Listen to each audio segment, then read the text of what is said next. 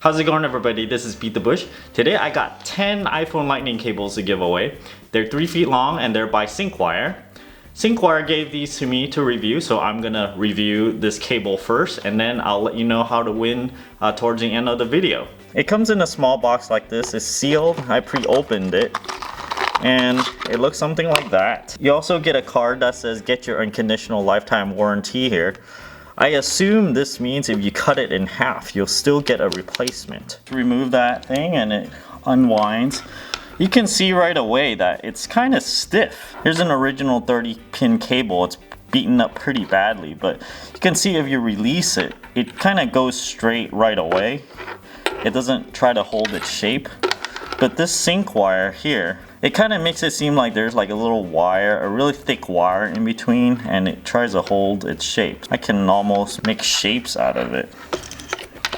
Since it's kind of stiff, I assume it's just gonna stay kind of curly. This may or may not be what you want. This appears much more durable than your regular cable, so you might put up with this being stiffer because it can last much longer. So we gotta plug it in to see if it works, of course. So here, I plug it in.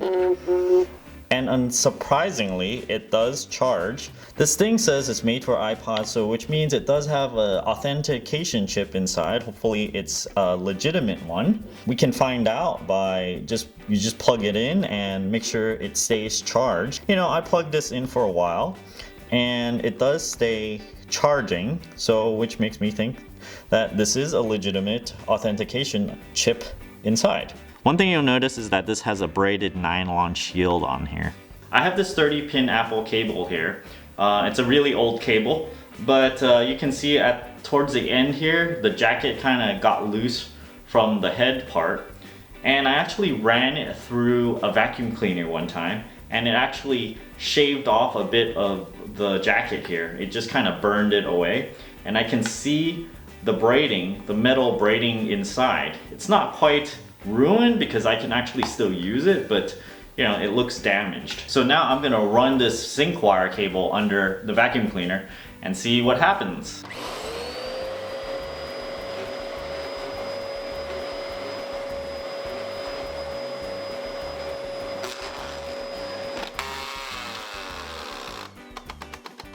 Hey, that's pretty good. Oh, I don't know how I'm gonna get this out. Oh, okay. Okay.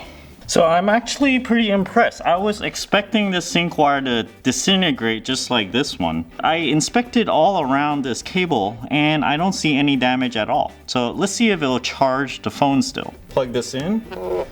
And as expected, just based on what it looks like, it's still charging the phone. That's good. There's no way I'm gonna let nothing be destroyed today because I tried to destroy something and it didn't go. So here we go. I'm gonna cut this in half.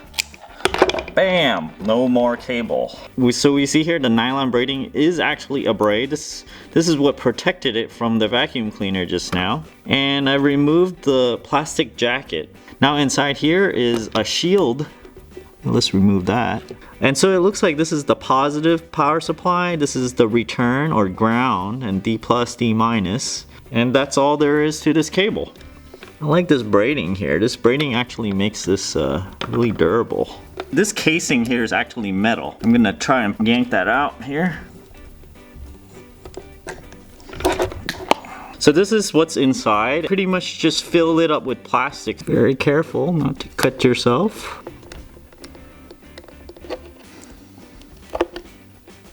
I got the little piece of plastic off and it's connected to the nylon braid. Seems like that's a really good connection there so that the nylon braid won't slip off. Now that I removed this little filled plastic thing, it'll just slip all the way down. And I've removed all of the nylon braid right here.